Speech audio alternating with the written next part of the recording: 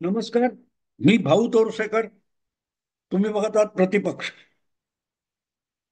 मित्रांनो, ठाकरे बंधू, ठाकरे ब्रँड याचा बट्ट्याबोळ बेस्ट पतपडीच्या निवडणुकीत झाल्यानंतर ठाकरे बंधू हा फ्लॉप शो गेल्यानंतर आता एक नवा खेळ सुरू झालेला आहे आणि तो आहे उपराष्ट्रपती पदाची निवडणूक. तुम्हाला माहितीच आहे, सध्या जे संसदेचं अधिवेशन चालू आहे त्याच्या पहिल्या दिवशीच मोदी सरकारला सुरुंग लावण्यासाठी उपराष्ट्रपतीपदी असलेले जगदीप धनखड यांना हाताशी धरून काँग्रेसच्या काही पाताळीयंत्री लोकांनी एक षडयंत्र रचलं होतं. पण त्याचा सुगावा लागल्यानंतर मोदी आणि शहा यांनी रातोरात दुसऱ्या दिवशीचा सूर्य उजाडण्यापूर्वी जगदीप धनखड यांना राजीनामा द्यायला लावून आपल्या घरी निवांत बसायला पाठवलेला आहे. आणि त्यामुळे अर्थातच एखाद्या मंत्र्याला काढून टाकणं असं नसतं. उपराष्ट्रपती पद हे संवैधानिक स्थान आहे, पद आहे, आणि त्यामुळे त्याची निवडणूक घोषित झालेली आहे.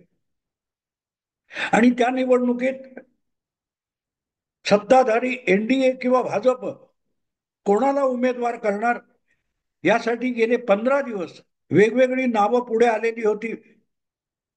त्या सगळ्यांना गुंडाळून महाराष्ट्राचे राज्यपाल असलेले राधाकृष्णन यांना मोदी आणि शहा किंवा भाजप यांनी उपराष्ट्रपती पदाचा सत्ताधारी गोटाचा उमेदवार म्हणून घोषित केलं. आणि त्याच्या प्रतीक्षेत असलेल्या राहुल गांधींच्या काँग्रेस आणि इंडी अलायन्सने सुदर्शन रेड्डी नावाचा एक जुना वामपंथी डाव्या विचारांचा माणूस, निवृत्त न्यायमूर्ती, इंडी अलायन्सचा इंडी आघाडीचा उमेदवार म्हणून जाहीर केलेला आहे. अर्थातच ही निवडणूक काय रस्त्यावर होणारी आणि मतदार लिस्ट काय बनवलेल्या असतात त्याप्रमाणे वॉर्डात होणारी बिलकुल नाही. उपराष्ट्रपती पदाच्या निवडणुकीमध्ये मतदार ठरलेले असतात. जसं लोकसभेला संसदेचे सदस्य आणि देशभरच्या सगळ्या विधानसभांमधले आमदार हे मतदार असतात, तसंच उपराष्ट्रपती पदाची निवडणूक होते. त्यामध्ये लोकसभा आणि राज्यसभा या दोनही सभागृहांचे जे सदस्य असतात, राष्ट्रपती नियुक्त नसलेले आणि कुठल्या ना कुठल्या मार्गाने निवडून आलेले जे खासदार असतात, ते उपराष्ट्रपती पदाच्या निवडणुकीतले मतदार असतात. आणि त्यामुळे ही जी निवडणूक होऊ घातलेली आहे त्या निवडणुकीमध्ये कुठल्या बाजूला किती मतं आहेत याचा अंदाज आधीपासून येतो. तुम्हाला माहिती आहे, राज्यसभा असो किंवा विधान परिषद असो, त्यासाठी अप्रत्यक्ष निवडणूक होत असते. म्हणजे उदाहरणार्थ विधानसभेमध्ये विधान परिषदेमध्ये काही सदस्य हे विधानसभेच्या आमदारांनी निवडलेले असतात. काही पदवीधर मतदारसंघातून, काही स्थानीय संस्थांकडून, काही शिक्षक मतदारसंघातून असे विधान परिषदेचे आमदार निवडले जातात. राज्यसभेचे सदस्य सुद्धा प्रत्येक राज्यातून दर 2 वर्षांनी निवडले जातात आणि ते सुद्धा आमदारांकडून निवडले जातात. आणि त्यामुळे प्रत्येक पक्षाकडे जी निवडणूक लढवू बघणारा जो जो पक्ष आहे त्याला आपल्याकडे किती मतं आहे ते माहिती असतं. आणि मग थोडी कमी पडत असतील तर मित्र पक्षाची घ्यायची किंवा शत्रू पक्षाची फोडायची, अशा रीतीने या निवडणुका होत असतात. मतदार कोण आहे आधीपासून माहिती आहे, कोण मतदान करेल नाही, आपला मतदार कुठला आहे, कोण आहे, त्याचा आकडा काय हे माहिती असतं. त्यामुळे आता सुद्धा जे काय उपराष्ट्रपती पदासाठी मतदान करणार आहेत त्यांची संख्या सगळ्यांना माहिती आहे. काय 543 लोकसभेचे आणि 248 वगैरे काय असतील, एकूण काहीतरी 778 वगैरे, 778 अशी काहीतरी एकूण मतदार संख्या आहे. आणि त्यामुळे त्यामध्ये आपण समजा की साधारणतः 400 किंवा 390 मतं मिळवेल तो माणूस, तो उमेदवार निवडून येणार याविषयी दुमत असायचं कारण नाही. आणि मग ही संख्या जर एनडीए म्हणजे भाजप आणि त्यांचे मित्र पक्ष यांनी आधीच पूर्ण केलेली असेल, तर साहजिकच एक गृहीत आहे की एनडीए ज्याला उमेदवार करेल तो उपराष्ट्रपती म्हणून निवडून येणार. कारण 240 इकडे आणि 100पेक्षा थोडे जास्त काहीतरी राज्यसभेत भाजपचे आहेत, याचा अर्थ भाजपची संख्या, स्वतःच्या खासदारांची संख्या ही 340 पेक्षा अधिक आहे. मग ती वगळता मित्र पक्ष जे आहेत, म्हणजे उदाहरणार्थ एकनाथ शिंदे, त्यांच्याकडे 7 खासदार आहेत. नितीश कुमारकडे काय 14-16 का 15 खासदार असतील. चंद्राबाबू नायडूकडे 8-10-15 किती असतील. आणि त्यांचे परत राज्यसभेतले असं घेतलं तर साधारणतः 450च्या आसपास एनडीएच्या लोकसभा राज्यसभा सदस्यांची संख्या होते. आणि ती 400च्या पार जात असल्यामुळे तेवढी मतं एनडीएच्या उमेदवाराला पडतील हे गृहीत धरलं जातं. पण एक भाग असतो की इथे जो मतदान करणार आहे त्याला मतस्वातंत्र्य आहे. त्यामुळे ऐन वेळेला मत देताना तो स्वपक्षाने घोषित केलेल्या उमेदवाराला मत देईल याची कुठलीही गॅरंटी नसते. ज्याला इंग्रजीमध्ये क्रॉस वोटिंग म्हणतात. म्हणजे माझ्या पक्षाचा जो उमेदवार आहे त्याला मत न देता मी दुसऱ्या बाजूच्या पक्षाच्या उमेदवाराला किंवा प्रस्तावाला पाठिंबा देतो आणि मत देतो, त्याला क्रॉस वोटिंग म्हणतात. आणि असं क्रॉस वोटिंग होण्याची शक्यता लक्षात घेतली तर आधीपासून तुमच्याकडे इतकी मतं आहेत म्हणून निर्विवाद शांत बसून चालत नाही. तसं असतं तर मग 20 जून 2022 महाराष्ट्रात सत्तांतर होण्याची प्रक्रिया सुरू झाली नसती. कारण त्या दिवशी 2010 आणि 10 जून आणि 20 जून 2022 राज्यसभा आणि विधान परिषदेच्या निवडणुका झाल्या होत्या. आणि त्या दोनही निवडणुकांमध्ये विधानसभेचे, महाराष्ट्र विधानसभेचे आमदार हेच मतदार होते. पण ते मतदार आणि त्यांची प्राधान्य क्रमाची मतं याचं योग्य गणित मांडून भाजपने राज्यसभेचा तिसरा उमेदवार निवडून आणला होता. भाजपकडे 2 आमदार नक्की येतील असं गणित होतं.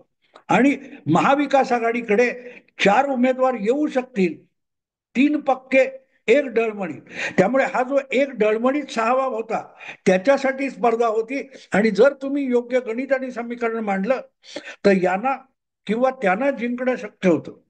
त्यामध्ये देवेंद्र फडणवीसांनी योग्य समीकरण आणि गणित मांडलं आणि भाजपचा तिसरा संजय महाडिक हा तिसरा खासदार निवडून आणला राज्यसभेवर.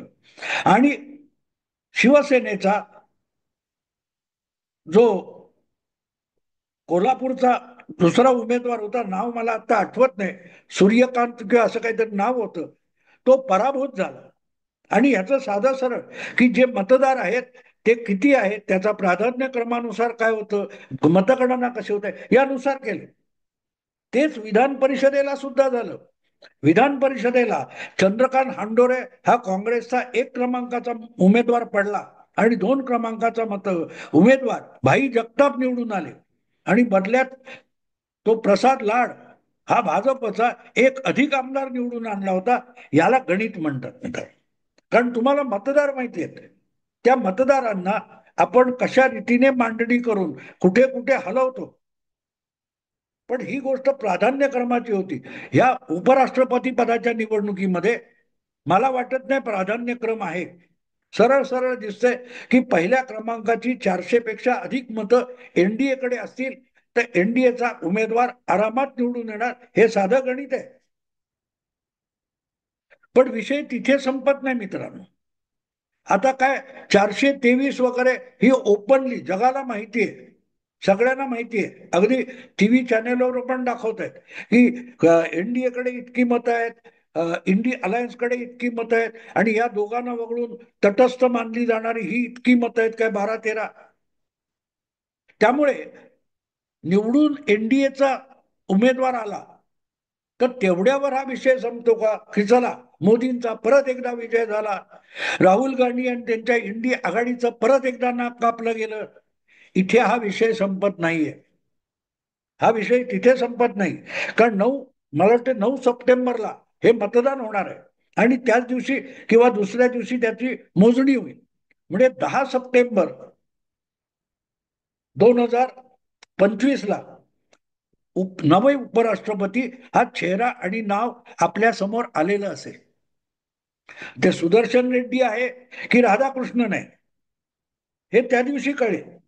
पण आज सर्वसाधारण असं मानलं जात आहे की राधाकृष्णन हे भाजप एनडीएचे असल्यामुळे आणि त्यांच्याकडे 400 पेक्षा अधिक मतं असल्यामुळे ते विजयी होतील.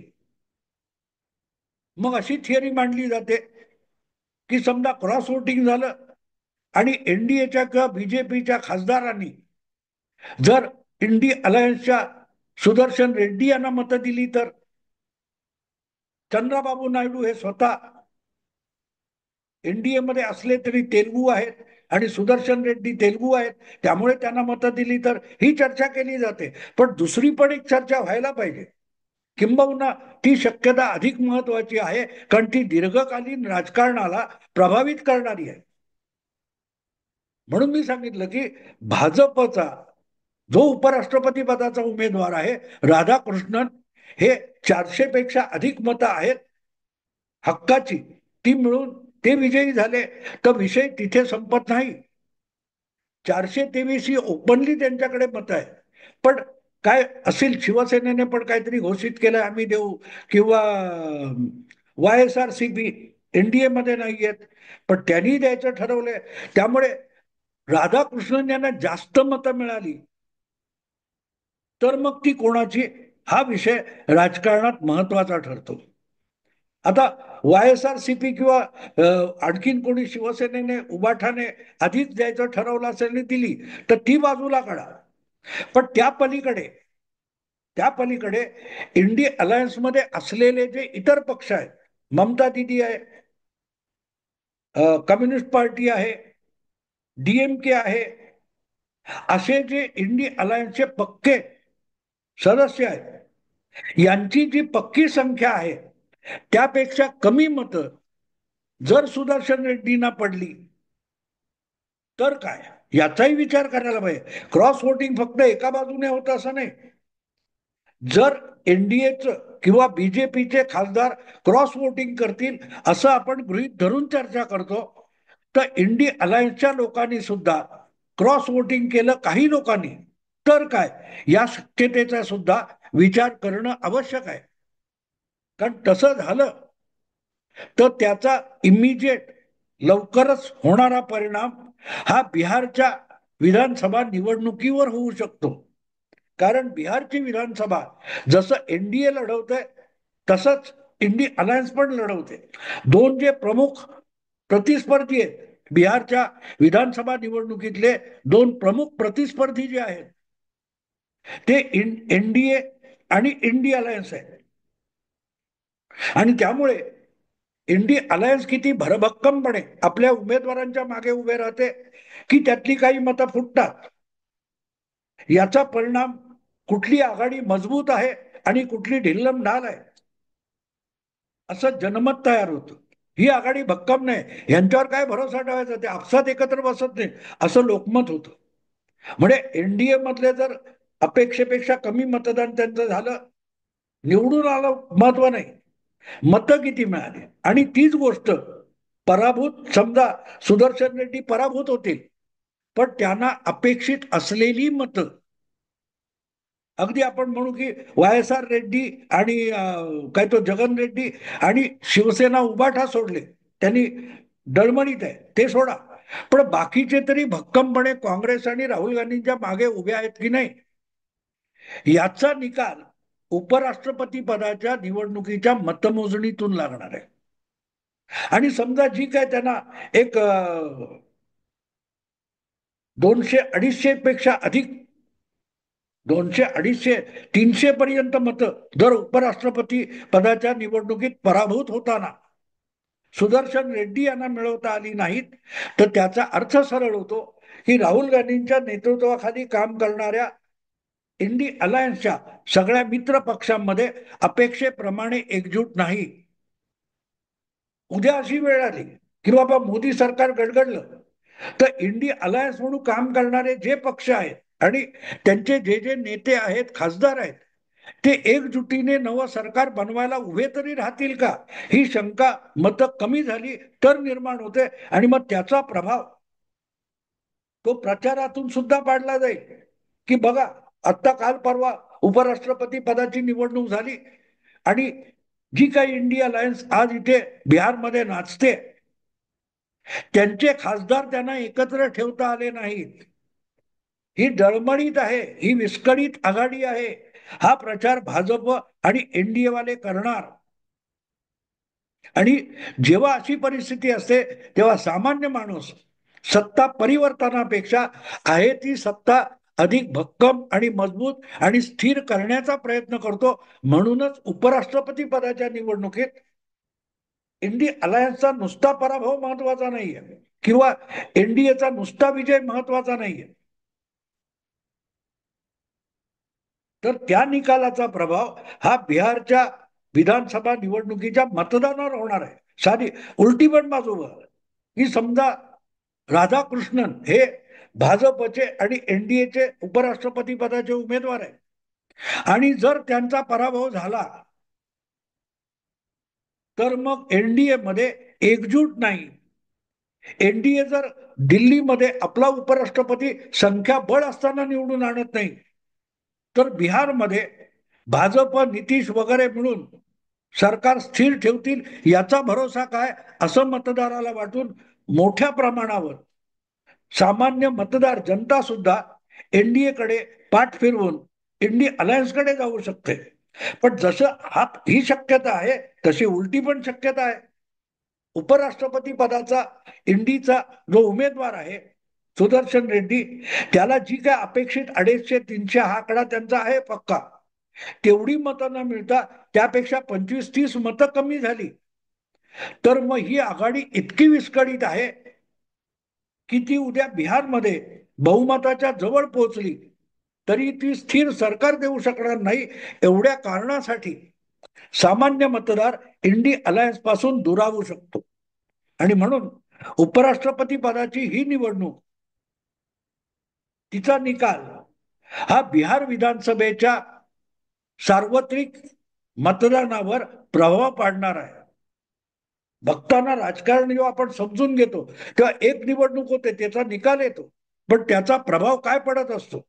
बरं, अशा गोष्टी असतात की निकाल एक लागला. महाराष्ट्रात तुम्ही बघितलं की लोकसभेला महायुतीच्या पक्षांमध्ये एक शिथिलता होती आणि त्याचा फायदा अवघ्या 0.3% मतांनी महाविकास आघाडीला मिळाला. अवघी 2 लाख मतं दोघांमध्ये फरक होता. 2 लाख मतं महाविकास आघाडीला जास्त होती, पण यांना 17 आणि त्यांना 31 जागा मिळाल्या. विधानसभा निवडणूक येता येता भाजपने युतीने स्वतःला सावरलं आणि 2-3% मतदान वाढवलं. त्यातला भाजपचा हिस्सा वाढला. भाजपचा शिथिल मतदार घराबाहेर काढून बूथ पर्यंत नेण्याचा फायदा भाजपला किती मिळाला? 2-2.5% मतदान भाजपने घराबाहेर काढलं आणि सगळ्या निकालांची उलथापालथ झाली. हे लक्षात घ्यावं लागतं. आणि त्यामुळे उपराष्ट्रपती पदाची निवडणूक ही बिहारच्या विधानसभा निवडणुकीवर प्रभाव कसा पाडू शकते हे समजून घेणं आवश्यक आहे. बाकी नुसतं यांच्या आकडे त्यांच्या आकडे ते फोडतील, यांनी इकडे त्याला धक्का दिला, त्यांनी त्याला दणका दिला, असल्याच्या पोरकट बातम्या चालतात. त्यातून तुम्हाला राजकारण समजू शकणार नाही, त्याचं आकलन सुद्धा होणार नाही.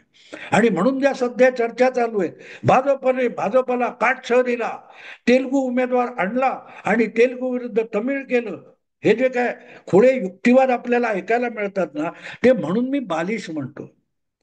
निवडणूक, तिचा प्रभाव, त्याची व्याप्ती, क्रॉस वोटिंगची शक्यता आणि त्याचे परिणाम आणि त्याचे दूरगामी परिणाम हे जर विचारात घ्यायचे नसतील तर मग राजकीय विश्लेषण होऊ शकतं. थोडक्यात उपराष्ट्रपती पदाची निवडणूक जी आहे ती भले भाजप जिंकेल, पण विषय तेवढ्यावर संपणार नाही. भाजपला आपली मतसंख्या दाखवावी लागेल आणि इंडी अलायन्सला सुद्धा पराभव झाला हरकत नाही, पण आपण लोकसभेला निवडून आलेले जे पक्ष होतो इंडी अलायन्सचे, ते आपण अजूनही इंटॅक्ट आहोत, एकत्रित आहोत, एकजूट आहोत, हे दाखवणं अगत्याचं आहे. नाहीतर त्याचा विपरीत परिणाम बिहारच्या विधानसभेवर होऊ शकतो. मित्रांनो, आता इथेच थांबतो. आवडलं लाईक करा, शेअर करा आणि प्रतिपक्षाला सबस्क्राईब करा. नमस्कार.